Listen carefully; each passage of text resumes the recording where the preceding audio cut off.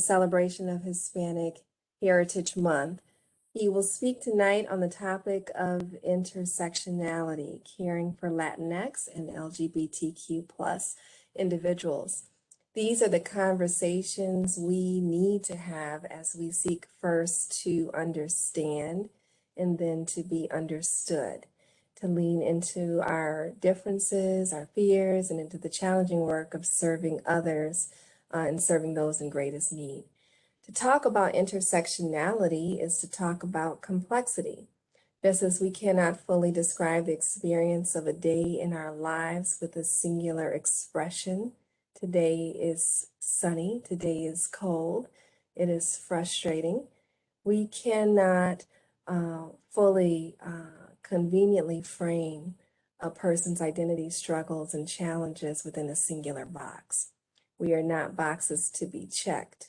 We are complex. And in the words of the great poet Audre Lorde, there is no such thing as a single issue struggle because we do not live single issue lives. Our speaker tonight, Elijah Jones, is a renowned speaker and inclusive leader who will tackle these challenging topics and introduce new perspectives on caring for our diverse patient population. He is a clinical social worker specialist here in Toledo and the manager of treatment services with the Mental Health and Recovery Services Board of Lucas County. He has also served as the regional director for the National Association of Social Workers representing the Ohio chapter. And it is an honor to welcome him to address the College of Medicine and Life Sciences this evening. Thank you. Great. Thanks for having me. Go ahead and share my presentation here. Welcome everyone. As Dr. Jenkins said, this is Consider Intersectionality, Caring for Latinx and LGBTQ Individuals. My name is Elijah Jones. I use he, him pronouns. And today I wanted to just talk about intersectionality as it relates to the identities of Latinx and LGBTQ+. Our objectives are really just to review two frameworks for reviewing diversity, start to develop some language to explore identity, and then to identify ways that we can improve care for Latinx and LGBTQ people in our community. So I know those aren't the most specific objectives, but I think at the end you'll see how we kind of wrap these up together to get us to what our goal today here is to kind of explore that intersection. So I asked Dr. Jenkins not to give a long introduction about me because I like to, as part of my speaking engagements I like to give just an overview of who I am to provide some context about me and kind of the knowledge and experience I bring to this type of work. So I have a bachelor's and master's degree in social work. I graduated from the University of Toledo, and I'm a PhD candidate in educational psychology out of the Department of Education. So I'm currently ABD, and eventually I'll probably get my PhD done, but I am taking a break this semester to kind of focus on some other things. I'm a licensed independent social worker in Ohio with supervisory designation, a licensed independent chemical dependency counselor. I'm a member of the Academy of Certified Social Workers. I'm a certified clinical trauma professional and a certified diversity professional. Right now, I'm the manager of treatment services with the Mental Health and Recovery Services Board. The Mental Health Board is the behavioral health authority for Lucas County, and we're kind of tasked with assessing, planning, evaluating, monitoring, prevention, treatment, and recovery services in our community. I specifically work with our treatment service providers and manage the contracts related to that. I say currently, I've been doing it for the past over 3 years now, but during the month of October, I'll be transitioning to Columbus, where I've accepted a new position as the Director of Health Equity with the Ohio Association of County Behavioral Health Authorities. I'm also the co-chair for the Social Justice Subcommittee of the Human Relations Commission. I've been a field instructor and social work instructor at a few different universities. And my primary experience is around mental health and SUD services, especially crisis services. When I think about my values that I kind of bring to my work on a daily basis, it's really about justice and bringing diverse perspectives together. I'm very big on, providing, you know, being competent. And when I speak, I want to speak with competence and wisdom. So those are a couple of the values I bring. And then kind of the perspectives and frameworks I use in all my work revolve around systems theory and the ecological model of human development. Also critical race theory, motivation theory. I talk a lot about trauma-informed care and being anti-oppression and anti-racist and what that means. So that's just a little bit about me. I'm hoping that kind of gives you some idea because I, go to kind of speaking engagements and lectures and trainings all the time. And I just kind of get this sense of like, I don't know who this person is who's talking to me and why I should believe them. And it kind of gets to like, oh, is this person charismatic enough for me to believe what they're saying? But I do this to bring some context around who I am outside of just my formal education. So you kind of get a sense of the experience and knowledge I bring.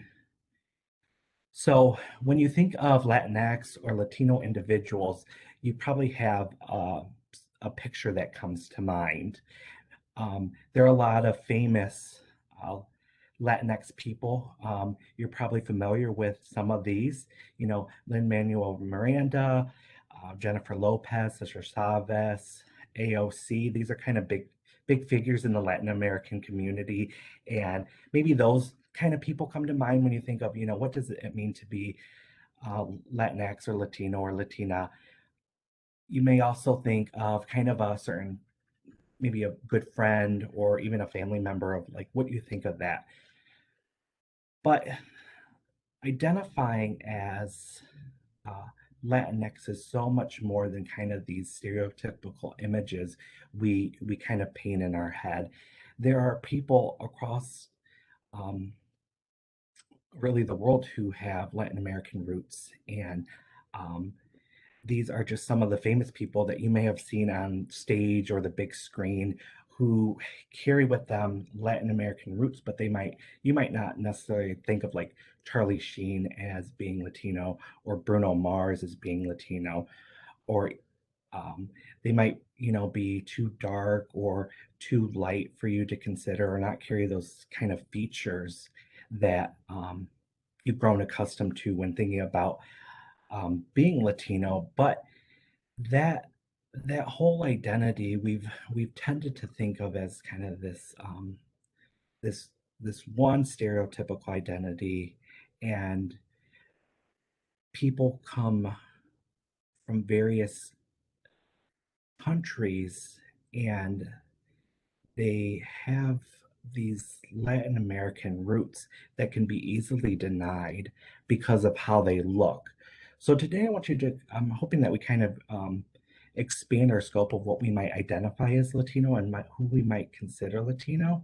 Um, but even the word Latino, Latinx, I've chosen Latinx for this presentation. Latino, Latina, or Hispanic. It can get very confusing on what term is the most appropriate to use. I mean, you probably hear Latino all the time or Latinx all the time, and then every time this time of year, every year this time of year, you hear Hispanic Heritage Month, and you're like, okay, is it Hispanic or is it Latino? Why isn't it called Latino Heritage Month?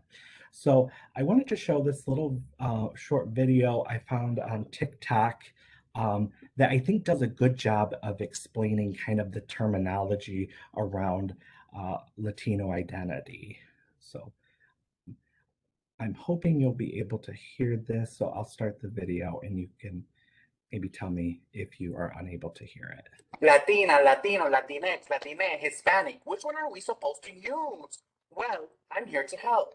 Though Latinos was the go-to umbrella term since the early 2000s, Hispanic was the umbrella term before then. And now we have Latinx in the ring. We the people with Latin American roots are not a monolith, so any umbrella term is bound to leave some of us in the ring. Though I've identified with Latinx, and I applaud the effort to remove the binary from a gendered term, there is some linguistic imperialism with the term Latinx. There's no real comprehensive pronunciation for Latinx in Spanish. Pero ¿cómo se dice Latinx in Latinx? Because Latinx is an English word developed within academic elite, mostly white spaces. And it erases the language predominantly spoken in Latin America, Español, which is why I more personally identify with Latine, ending with an E, which already provides a gender-neutral ending in Español, like in ustedes. But if we dig deeper, Spanish itself is a colonizer language that was forced on Latinoamérica. And speaking Spanish does not define your Latinidad. So it makes sense that a lot of Latinos in the United States would identify as Latinx. Furthering ourselves from our colonial past is a big reason why less and less of us identify as Hispanic. Even though I identify as an Hispanohablante, which means Spanish speaker, I don't necessarily identify as Hispanic. Hispanic still centers Spain as an origin. And if you want to pay for me to go on a trip to Spain, I'll drop my Venmo, but like culturally, Latino America is vastly different from Spain, even if we do speak Spanish. Colorism is a huge issue in our community. And with pop culture, the term Latina grew to have a connotation that excluded a lot of our Black and Indigenous communities. So Afro-Latina, Afro-Latine, Latinx, and Indigenous identities deserve their own recognition inside and outside of Latina spaces. A lot of Indigenous communities, whether that be Nahuatl, Quechua, Taino, and so many others, often identify more closely with their Indigenous culture because historically Latin America has neglected and excluded them. Though your intention may be good by using the term Latinx, you must take all of this into consideration. And if you don't have Latin American roots, then it's not your place to police these terms. Ultimately, it's best to just ask what we culturally identify as instead of assuming our own identity. And if you accidentally misidentify us, just listen when we correct you and don't get defensive over offending us. So I think that is a good recap about this terminology, Hispanic, Latino, Latinx, that we see that in society as identity changes, that our terminology changes and continues to evolve.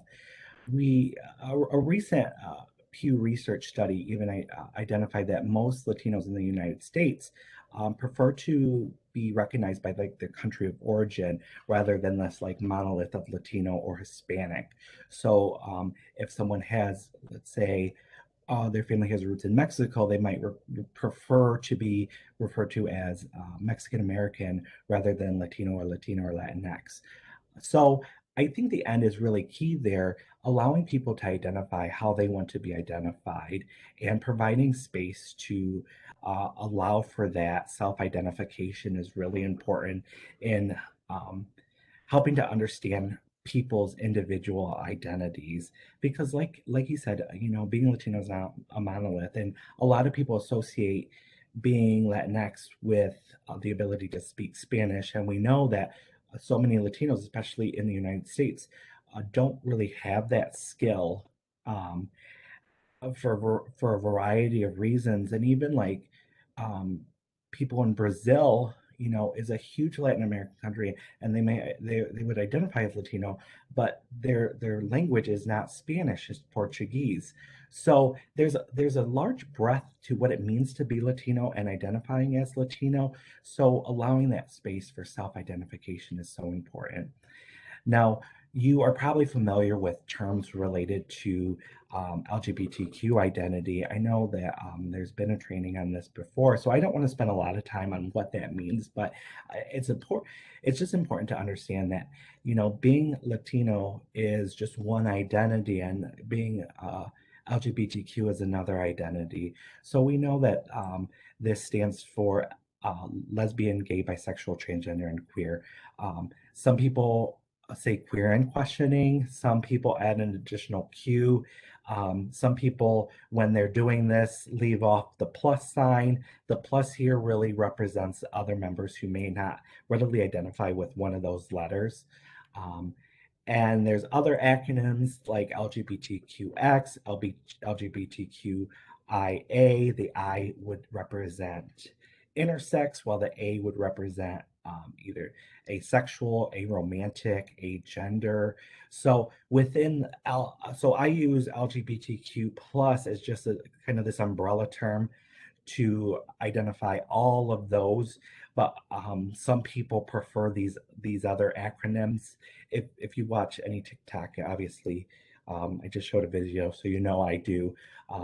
You there was a TikTok individual who said called it the alphabet mafia, and that's become a really popular hashtag.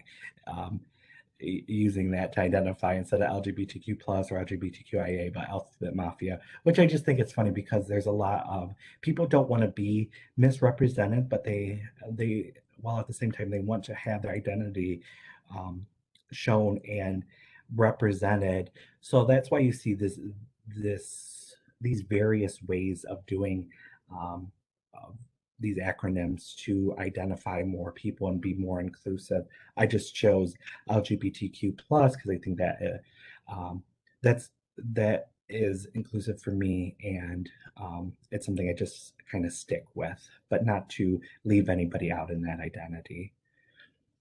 But those are just two ways to identify.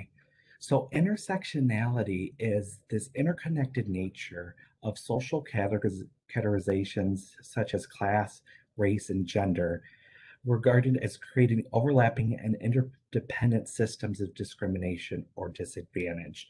So that's important. Intersectionality really is a way to see how differing identities overlap and um, really create more opportunities for oppression.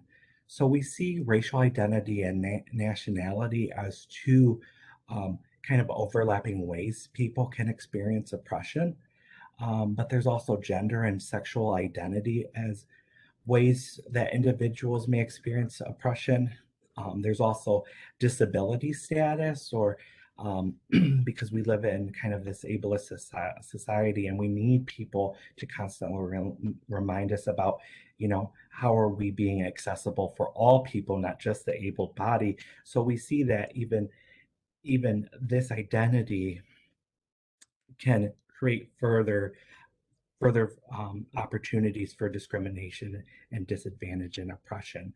But outside of these immediate things that come to mind that are very visible, like race and disability and sexual identity, there's also age, being too young or too old, education, um, people's level of education, whether they have a college degree or a graduate degree.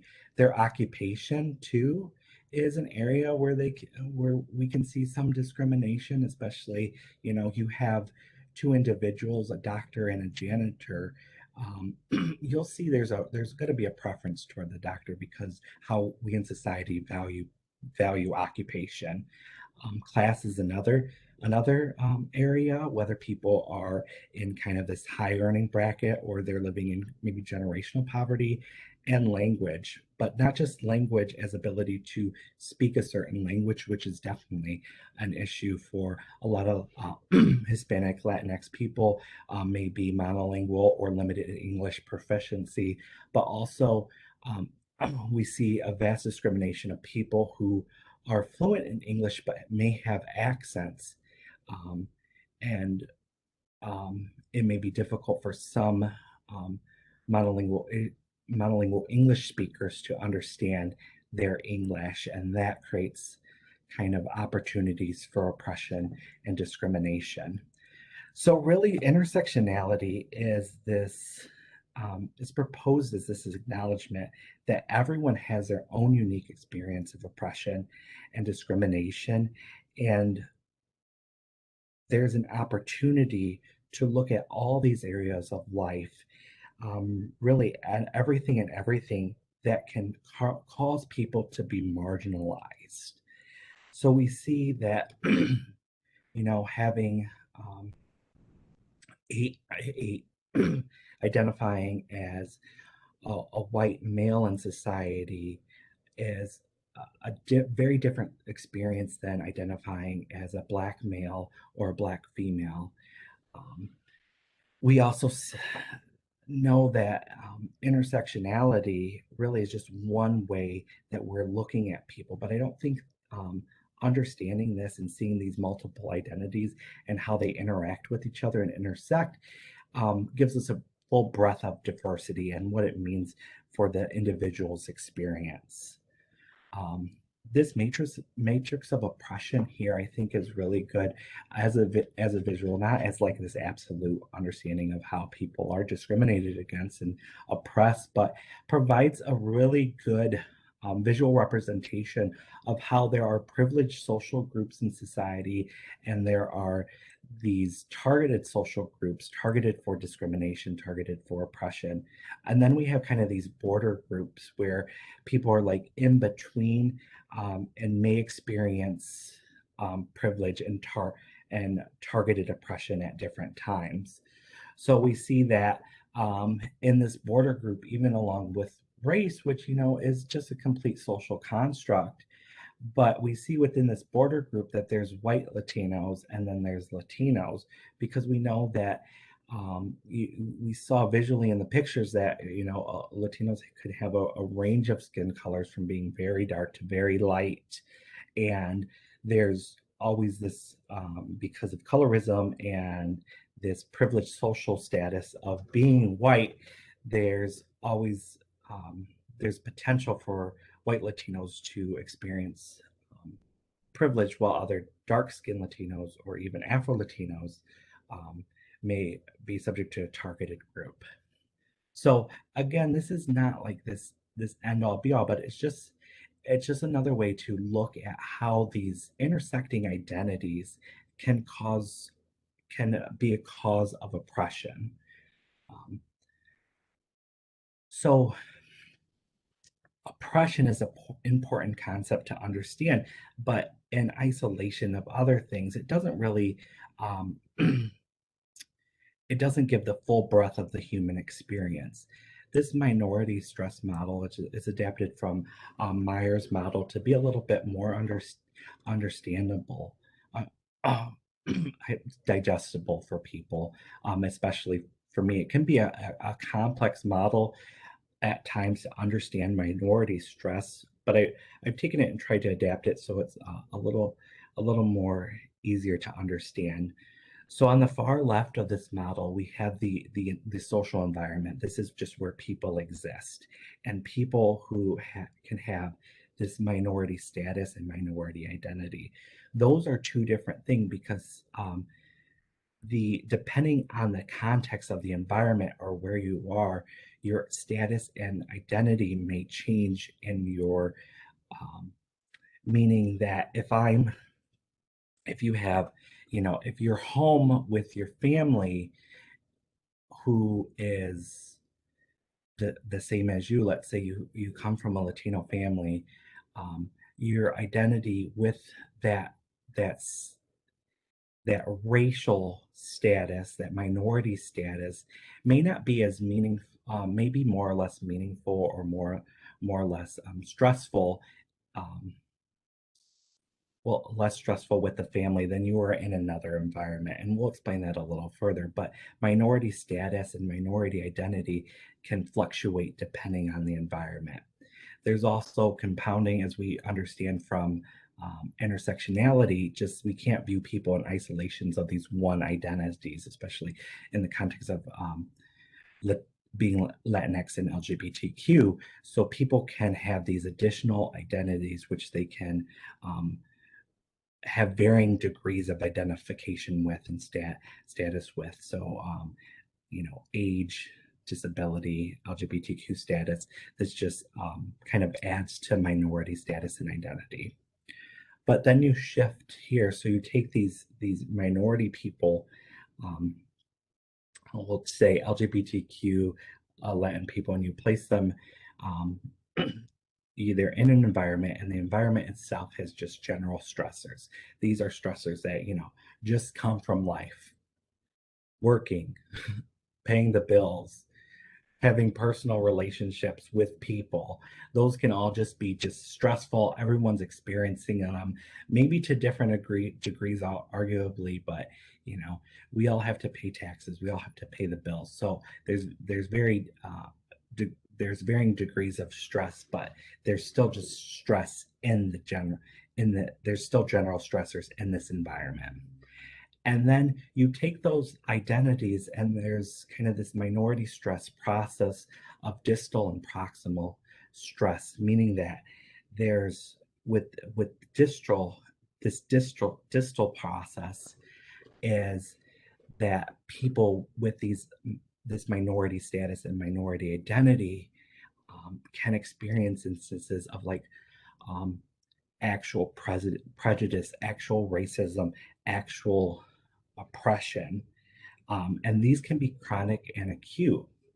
But then there's also these proximal processes where people can feel stress from the potential of oppression, the potential of discrimination. So they might feel stress from just the vigilance of potentially being in situations where they're experiencing racism, homophobia, or discrimination. Or there's internalized stigma about their identity. So you can have a male who identifies as Latinx, but may not identify as gay, but has sex with men. And by definition, we might say, well, you're gay, and society might view him as gay, but he doesn't identify with that minority identity. He might identify as straight, but identify as a man who has sex with other men.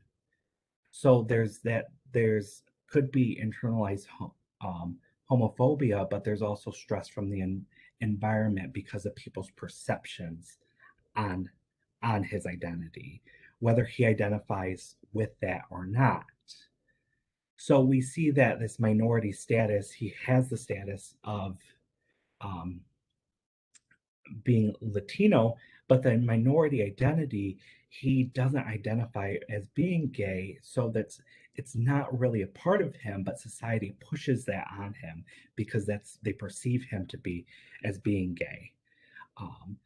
And we can go through countless examples of how this proximal and distal stress processes impact minorities of various status and the degree in which they identify with aspects of their status.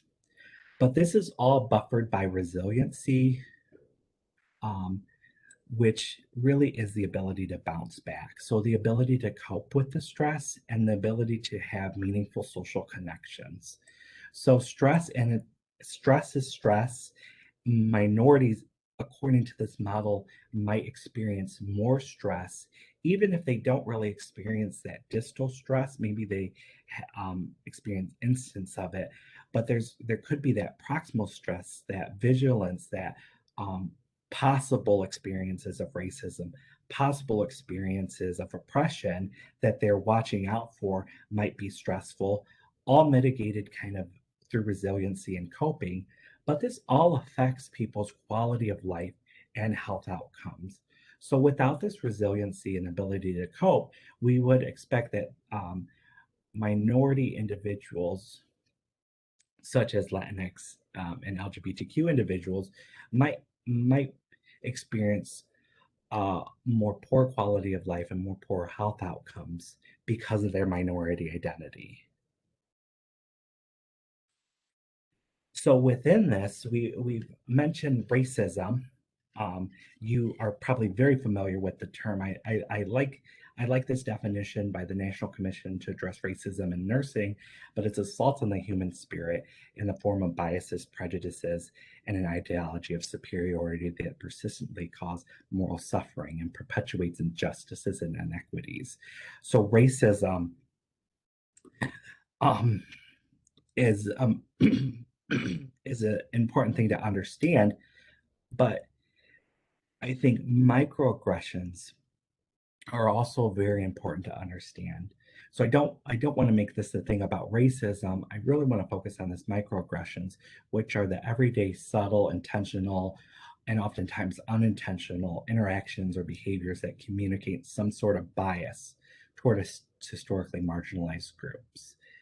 So this racism and microaggressions really can produce toxic stress. So toxic stress is a prolonged activation of the stress response system in the absence of like a caring adult, a supportive person. Toxic stress and trauma are two interrelated but different concepts.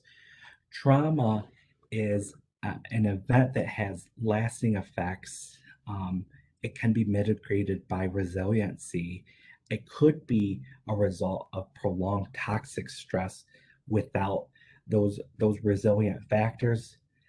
But minorities, um, such as LGBTQ and Latinx individuals, can experience both toxic stress and trauma, and these really underpin racism and microaggressions, especially for Latinx and LGBTQ people. They might not, they very well probably experience trauma, but I think toxic stress, that prolonged activation of the stress response system, is something we have to be acutely aware of, because these are everyday subtle slights um, that that may be racist in nature, maybe not racist in nature, um, but they can wear on the human spirit and wear on human dignity. So there's lots of examples of microaggressions related to this intersection of identity. Um, One is, well, you don't look Latino. Some of these I've actually heard before. I had a supervisor before when we were talking, and I don't remember the context of our talk, but she actually said to me, you look white, you can't call yourself Latino. And that really stuck with me. Um, it's a form of a microaggression. Not only was the supervisor um, demonstrating her lack of cultural knowledge, but she was undermining my my whole lived experience as Latino just because she thought I looked white and that I couldn't, and she was policing my identity without even knowing, my background. And Latinos police identity enough. We don't need other people to police identity. Um, some might say, what do you mean you don't speak Spanish? There's kind of this implicit bias that all Latinos should speak Spanish, and kind of that's the hallmark of being Latino. Oh, I thought you were raised Catholic, kind of that generalization that all Latinos are Catholic. I've had people tell me specifically, oh, I thought you were raised Catholic. And that was actually not part of my upbringing. I never stepped foot in a Catholic church until I was way older, because my mom, who was raised Catholic, was scared of the Catholic Church. She was scared of everything inside, so she never took us to a Catholic church. Those might be examples related to being Latino, but there's also examples of microaggressions relating to LGBTQ plus status, such as when are you going to get a boyfriend, girlfriend? Obviously, a boyfriend for a girl or a girlfriend for a boy. There's this assumed heteronormativity that, you should be dating the opposite sex. Also, do you know this insert gay person? They might know someone who's gay, and there's assumed understanding that, oh, all gay people know each other, similar to the way that some people think all Black people know each other. Another one, this is specifically to Latinos, but you look white. So you don't look Latino, you look white. Again, that misunderstanding that, being Latino is not a monolith. They're not all dark brown people who work in the fields picking tomatoes, that, they can have very, very light skin to very dark skin. Also, you don't look gay, you don't sound gay. This can be an example of a microaggression for For individuals, because we think of especially gay men as having maybe more higher feminine sounding voices, and that if they don't fit the mold of what someone thinks a gay person sounds like, they might say this, and it could be a microaggression. So dominant society, the world we live in really in the United States, is white, cisgendered, middle-class, Christian, heteronormative. And if you don't fall in line with all of that, you kind of fall outside of, of that, and you don't really quite fit in. Even if you kind of look, kind of sound, kind of feel like all of that, you don't quite fit in. I was thinking of this like as a puzzle. I'm sure you've all done puzzles before, and you've probably all been frustrated, and you're just you're trying to fit a piece of a puzzle that just doesn't fit.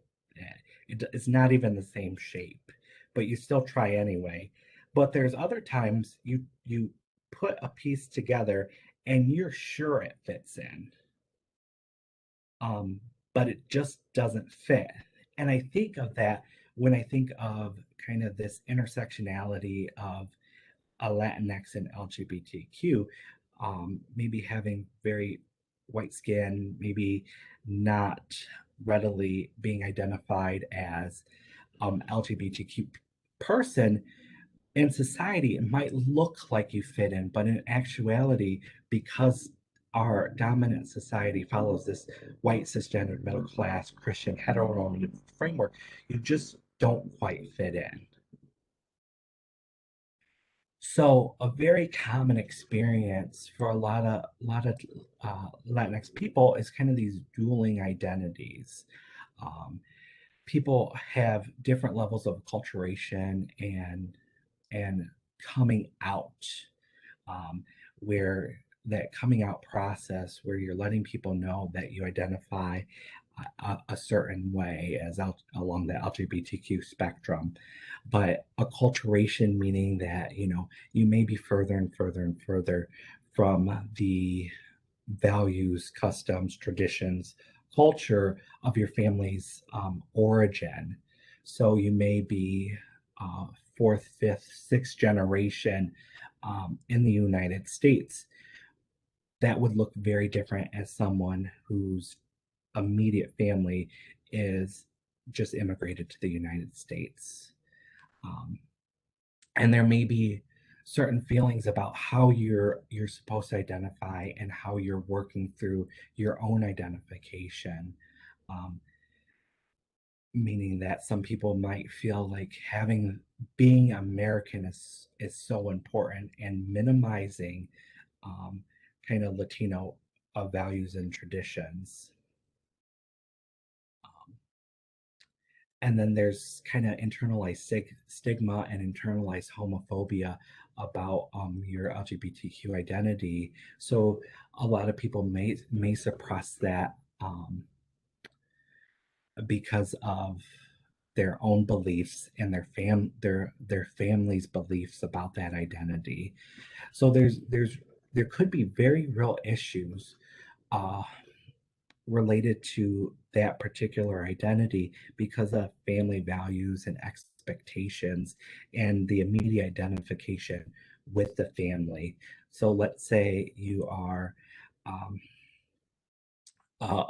a woman who is entrenched in your family, and your parents' words mean everything to you, and their expectation is that you marry a man and have a family. And you might internalize that, and your questions about identity become, who am I in the context of my family, and what am I supposed to do? And that could be a dueling identity on what your family is expecting versus what the individual really feels and wants to do with their life. And then there's also either perceived or actual potential loss of family support and identity.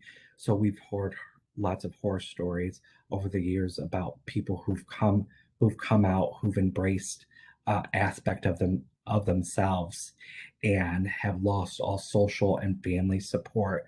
So that's a real possibility, or even if a family might be accepting, an individual could feel like their family would not be accepting, and they might choose to not embrace or hide an aspect of themselves in order to maintain the social cohesion of their family. So I wanted to go back and talk about this idea of you, but you look white. And that is it's a microaggression in that people who identify as Latino but have light skin, um, they're Latino, but society is placing identity on them that doesn't really fit with them. So whether you're identify solely as Latinx and not as LGBTQ plus, or there's that intersection, light-skinned people can and do benefit from white privilege. But this creates some internal tension about identity and may cause feelings of being disingenuous about who they are as an individual. But while they might benefit from white privilege, um, it is really precarious privilege. It is that privilege could be taken away by the group who's granting the privilege if they choose to look at them as Latino versus white. So Latinx individual might pass as white, but it's not the same as being white, because as soon as they step outside of the societal expectation that the group is placing on them, it can result in a loss of status or privilege. So, and this is kind of, in my opinion, a unique phenomenon for more light-skinned Latinos.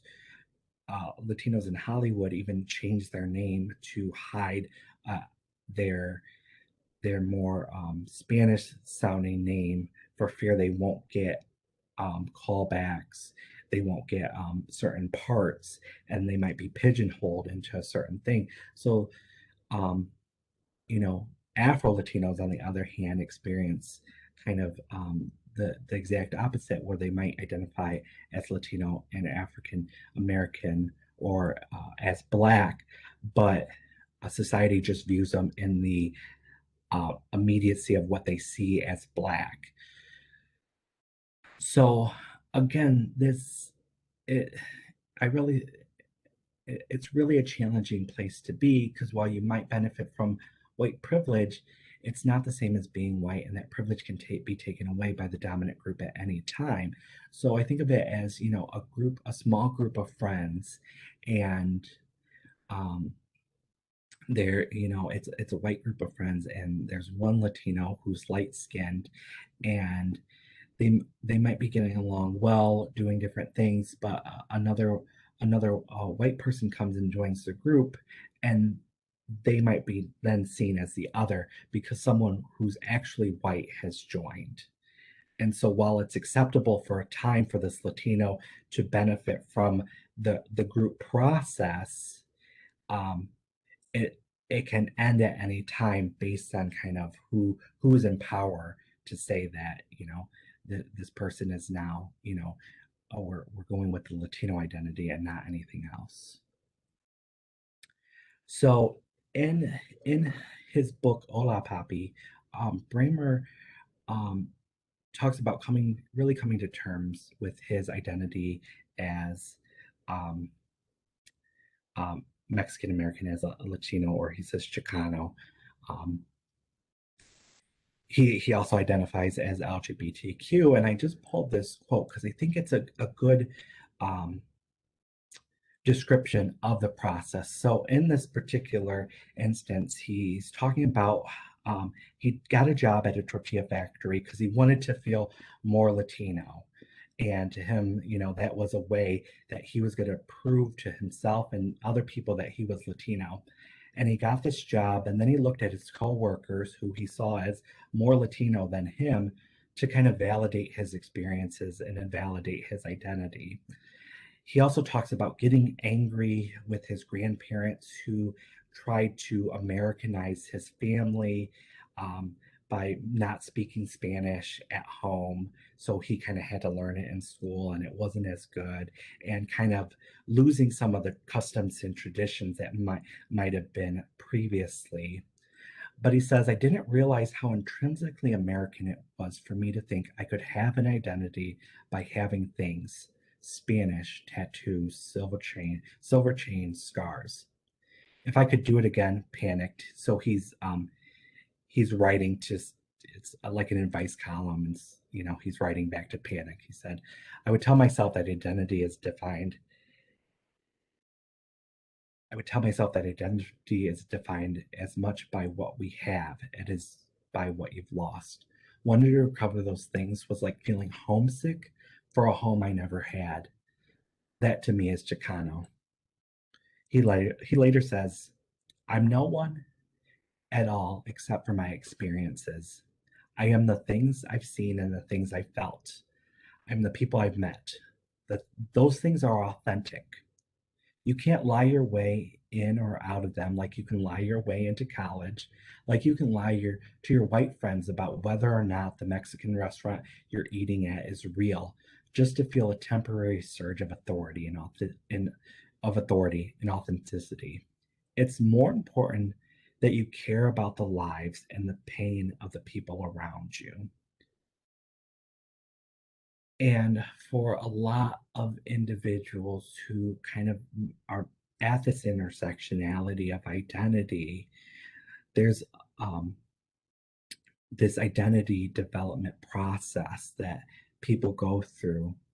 And some individuals may be looking to others to validate their identity, and may do certain things to feel more Latino, may have a Mexican flag waving at home, or putting things in the office that may relate to a certain culture within Latin America, but not really a part of who they are.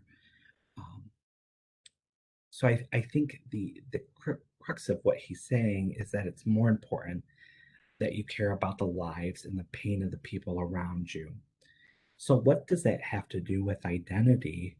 I think we've done ourselves a big disservice through cultural competence to understand huge cultures like a monolith and say that the majority of people in this group of people believe and do and value these certain things, when that may not be true.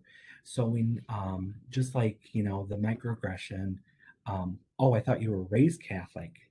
Sure, there are probably lots of Latinos who are raised Catholics, and if we look at numbers, we can see, oh, a lot of people are raised Catholic, but they might not identify with Catholicism. That might just be a family thing that they did when they were younger, and it might not be part of their value for them.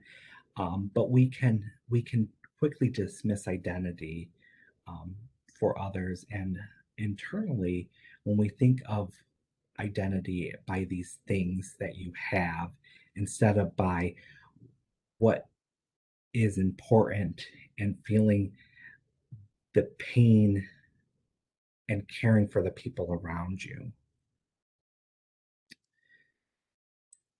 So as we continue to think about identity, um, um, and you are not a group of sociologists or psychologists or um, anthropologists, I'm going to say most of you are going to be doctors or somewhere in the healthcare field. There's the social determinants of health, which I'm sure you've heard a lot about over your course of study.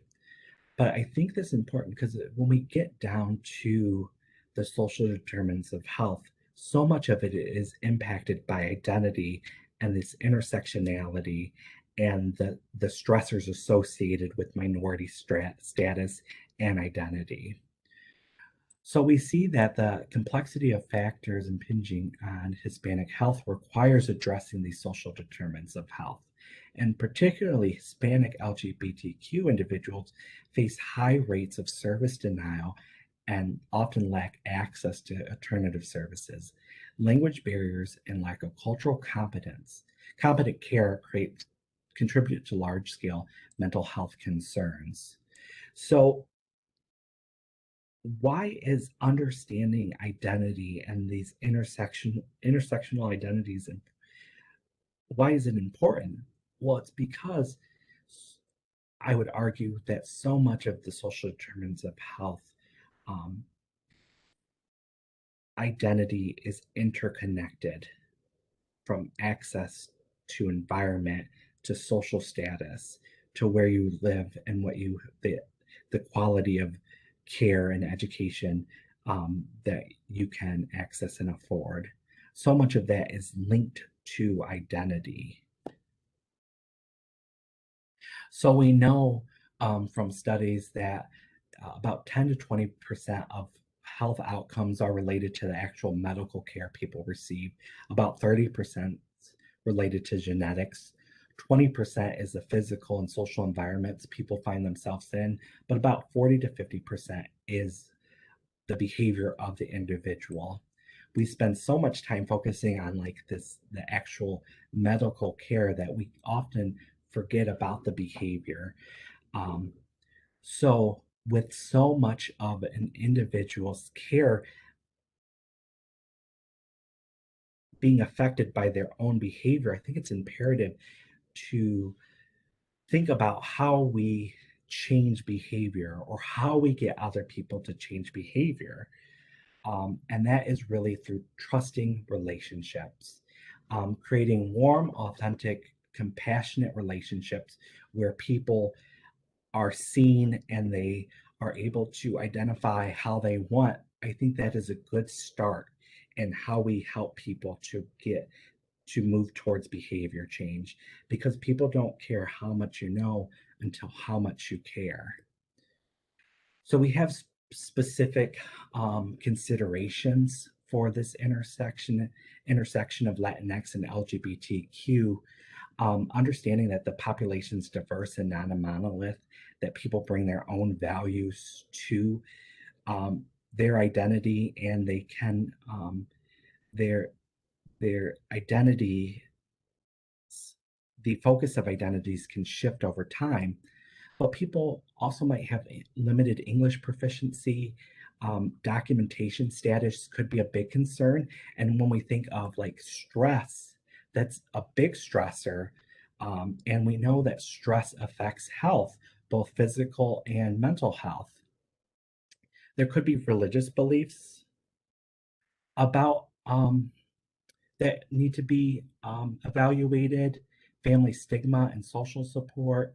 Also, how we incorporate alternative therapies into our care with this population.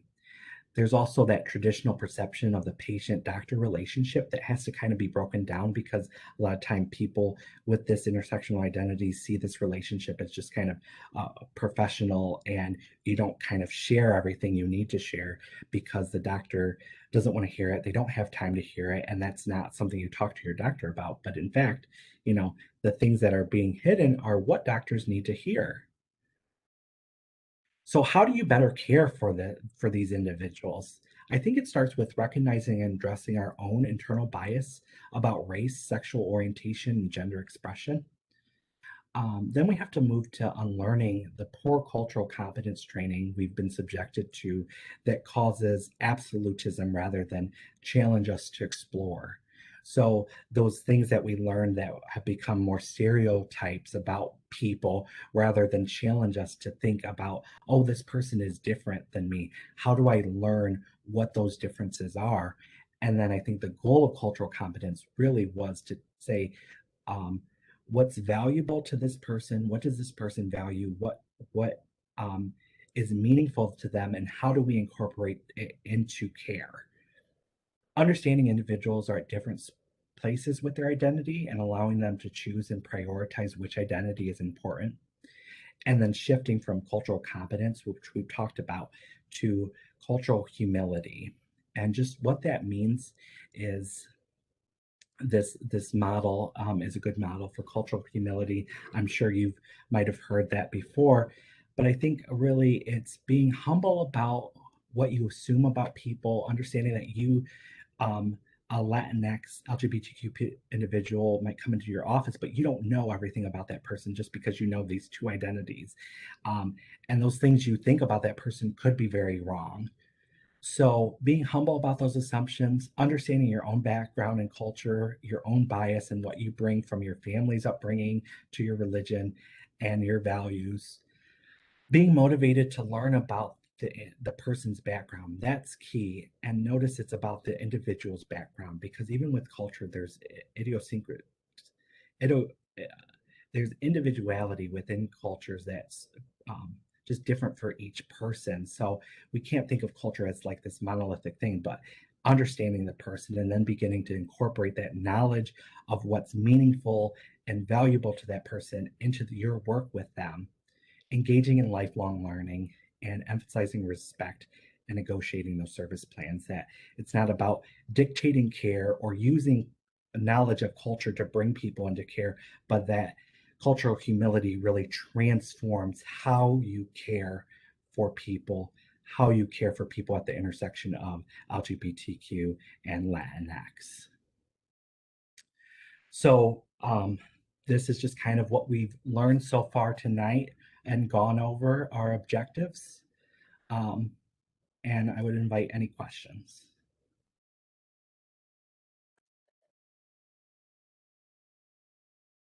Elijah, thank you so much for your powerful words tonight. And you really helped us open our minds, give us new tools that we can put into practice. And your words really serve as a reminder that what we see is not all there is. We're called to listen, called to humility, called to respond, and called to serve. So I thank you again for your expertise tonight. I've taken lots of notes, and I do agree that more than getting the category right or the label right, it's more important that we care about the lives and the pain of the people around us. So we appreciate your insight in helping us build bridges across our differences. I'm going to open it up for a few minutes for questions. Anyone wants to type into the chat box for you, we certainly will be welcoming you back to address the College of Medicine. So thanks again. Thank you.